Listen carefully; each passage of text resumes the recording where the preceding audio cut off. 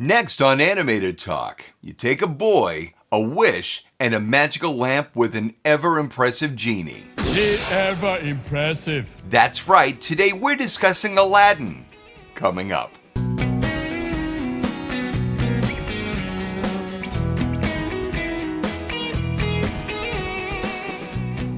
Hey animation fans, Animator Talk here to celebrate the art of animation and its contribution to entertainment of yesterday, today, and into the future. Are you the kind of moviegoer who sticks around after the film to read the credits? Or perhaps you used to look forward to when the Disney Channel used to air making-of documentaries of the film they just released? Then this is the perfect channel for you. Please consider subscribing and maybe hit that thumbs up button on the video. I urge you to please share this video with other animation enthusiasts and let's build this community together. The Walt Disney Animation Studios had something very special with Beauty and the Beast. It was a blockbuster in 1991 and earned many awards and critical accolades. Now, to follow it up.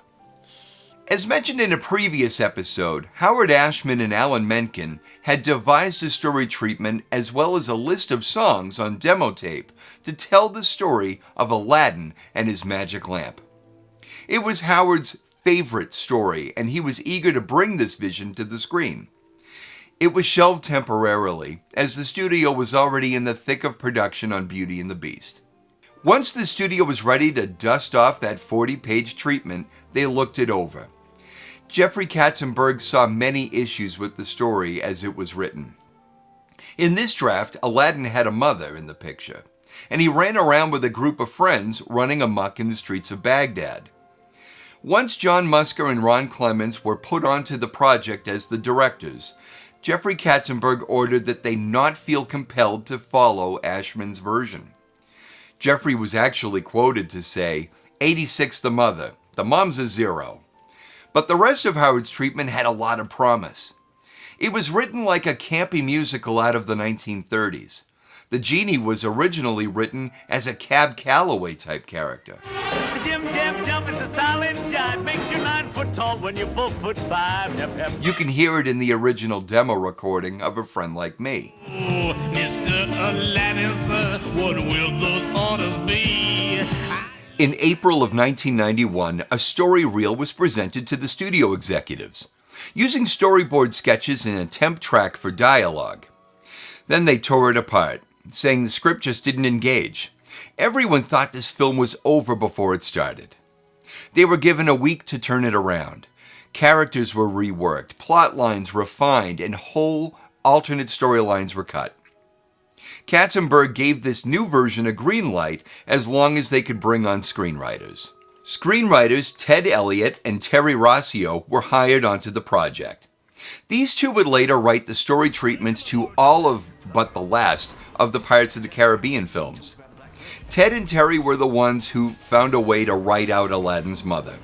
They toughened up Aladdin and made Jasmine more of an independent woman. Originally, Iago was written British. There's no justice. Once they found Jafar's personality, they felt they needed a dichotomous relationship. Jafar was very sneaky, oily slick, and always quietly scheming a plan.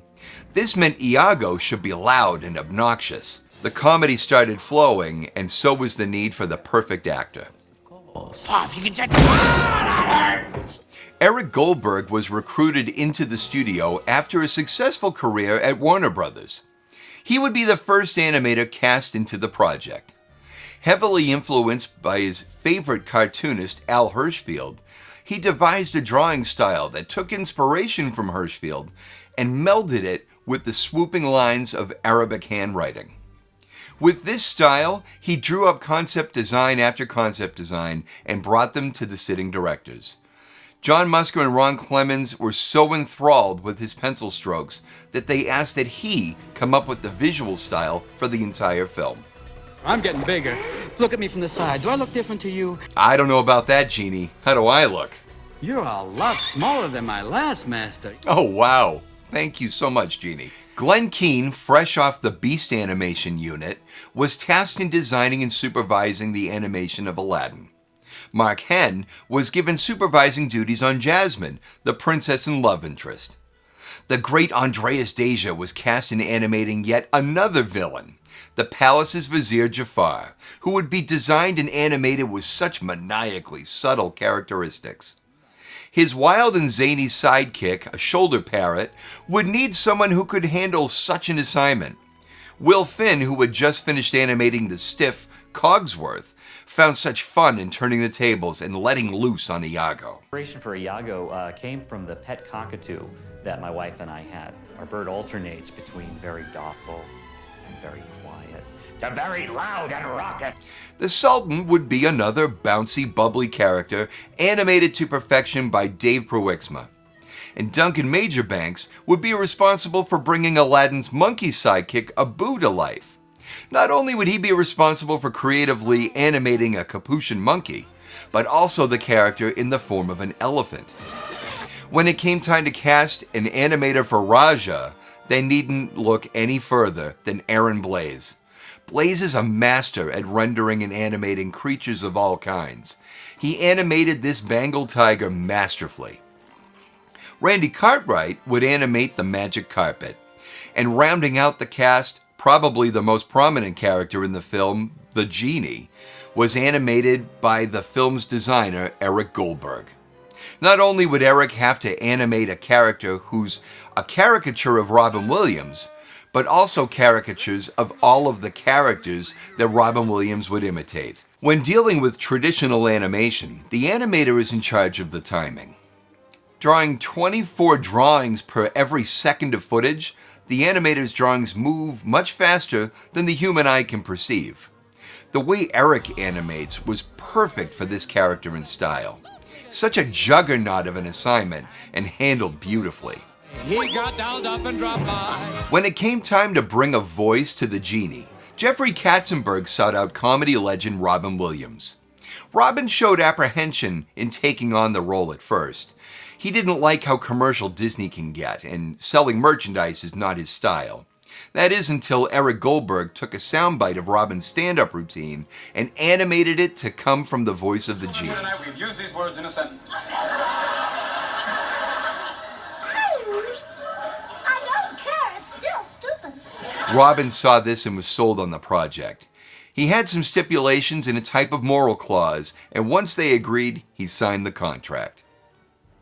Scott Wenger, a young Hollywood actor who is probably best known for his role as Steve, DJ's boyfriend on Full House, was cast in our title role. So, you guys all came in one car? I just want you to know that your daughter's been in good hands. We don't want her in any hands. He brought a youthful but strong quality that was needed in this film's hero, while playing nervous and insecure to perfection. Hollywood newcomer Linda Larkin was cast as our princess. Her sweet dulcet tones not only gave us our film's princess, but also gave us one of Disney's first strong female leading roles. Jonathan Friedman was cast as our film's villain Jafar. His husky, dark tones were perfect for our film's villain, not to mention that maniacal laugh of his. While Jafar was played quiet, cool, and collected, his antithesis was required in his sidekick. His shoulder parrot, Iago, needed to play off of that calm and quiet villain by playing loud and boisterous. They found the perfect voice in Gilbert Gottfried, who didn't just perform his lines, he attacked them like a stick of dynamite. Oh, wait a minute, Jafar. What if you were the chump husband? Basically, they saw me, they said, parrot. This guy would be a good parrot. This film had brought with it some advances in animation technology. Sure, the computer-generated imagery in Beauty and the Beast's ballroom were very special. They needed to up their game with Aladdin. The Cave of Wonders is the perfect example. When creating the Tiger God's head for the Cave of Wonders opening, they devised a CGI sand dune that would morph into his head. As this is a background element, CGI was the only way to go. Each grain of sand would come together to form the face of the tiger, And then they would animate that tiger to speak dialogue before giving Aladdin his entrance into the cave. Using grid lines as reference points, the CGI effects team would render a wireframe for underneath all of the texture and rigged it for animation. The CGI team would then pull out all the stops in creating a cave escape scene where the cave is falling apart from all angles around our heroes. You would be hard-pressed to find a more exciting animated sequence in all of animation history.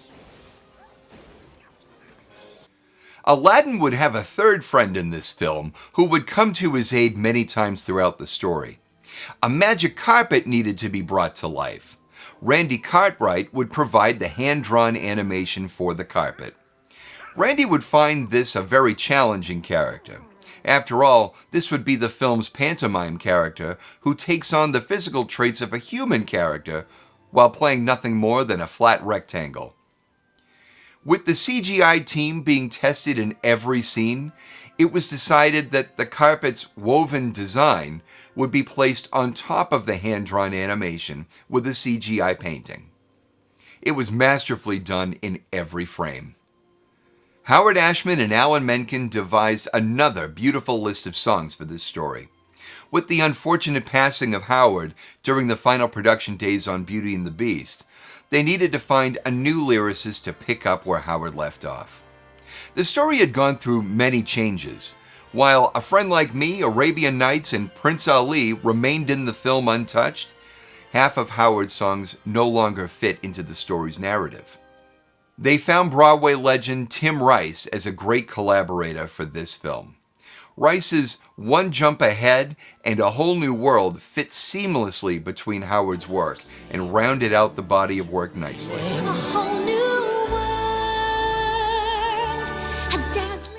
With the film's evolution, there were some growing pains. One notable one was Aladdin's stature. Glenn Keane thought it fun to do a different take on a Disney hero. In Disney history, the film's heroes were always kind of flat and unappealing for the animator. Glenn thought it would be fun to play up that Aladdin was young and charismatic. He designed Aladdin using Michael J. Fox as a reference. Halfway into production, Jeffrey Katzenberg held a story meeting. He had a hard time reconciling that a bold, beautiful princess would fall for a short, quirky little boy. He likened it to Michael J. Fox being paired with Julia Roberts, when in reality, she should be paired with Tom Cruise. And there was the switch. Glenn called his animation crew together to deal the bad news. He's too young, he's too spindly, he's too buff, he's too hard to draw.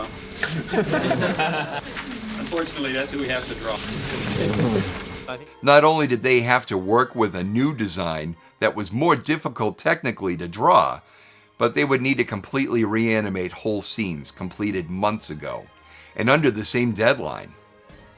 If you look really closely at Aladdin's character during the animation sequence for A Friend Like Me, you will notice that Aladdin looks a lot younger during this song. The directors didn't feel it was necessary to reanimate Aladdin in any of the scenes during this song.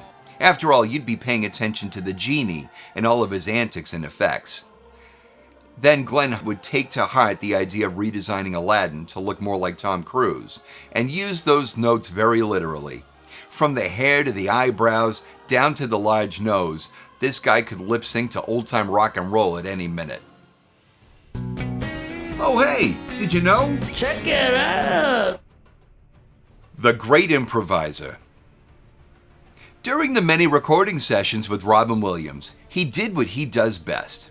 He improvised. A lot. His comic genius was on full display. And rather than attempt to direct him, the engineers just recorded everything. It's said Robin gave them over 16 hours of improvised material to choose from. Can't touch Aladdin. To learn how to best animate Aladdin's baggy pants, Glenn Keane would watch MC Hammer's music videos over and over for inspiration.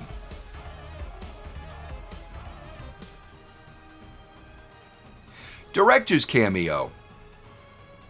In the scene where Prince Ahmed is riding his horse toward the palace, two villagers have speaking parts. On his way to the palace, I suppose. Another suitor for the princess. These are actual caricatures of our directors, Ron Clements and John Musker. Alternate Iago. During the casting process, both Danny DeVito and Joe Pesci were considered for the role of Iago. Can you imagine? No. Why should they? All kids, no parents. Probably a fancy orphanage. Listen, you little wiseacre. I'm smart, you're dumb. I'm big, you're little. I'm right, you're wrong. And there's nothing you can do about it. I think they made a wise choice. Aladdin has ties to Indiana Jones? Yep, voiceover legend Frank Welker voiced the squeaks of Abu. He also provided the vocal effects for the Capuchin monkey in Raiders of the Lost Ark. Fun fact B, he also voiced the Cave of Wonders. Who disturbs my slumber? Aladdin was released on November 25th, 1992. I saw it on the 26th. It was my first ever date, and she picked the movie. Being a high school teen at the time, I wasn't supposed to see these kinds of movies anymore, but I wanted a happy date. Once the film began, I was transfixed as soon as Iago first opened his mouth to surprise us with his terrific delivery in the voice of Gilbert Gottfried. Jeez, where'd you dig this bozo up? The visuals, the animation, it all won me over within seconds, and it changed the course of where I wanted my life to go. I always wanted to work in animation, but then and there, I knew I wanted it to be for Disney. All right! Yo, yo, woo, woo. They did it again. Another animated feature, another bona fide hit. This film was a box office smash in November of '92, earning $504 million in the box office. It was the highest box office earner of 1992 and the highest earning animated feature at that time. Until The Lion King would outperform it a year and a half later. Once the film was available to own on home video, the film earned another $500 million in VHS tapes alone. The critics all agreed that this film was nothing short of pure magic. It was said by CBS News that it would take a miracle to top Beauty and the Beast, and that miracle's name is Aladdin. You couldn't go anywhere without seeing an ad or a piece of merchandise to promote this film.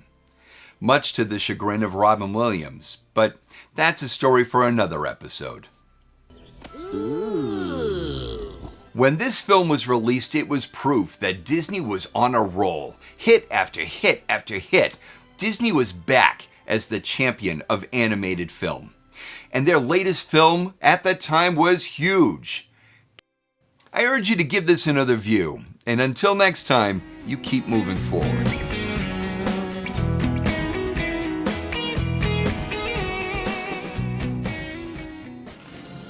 Made you look.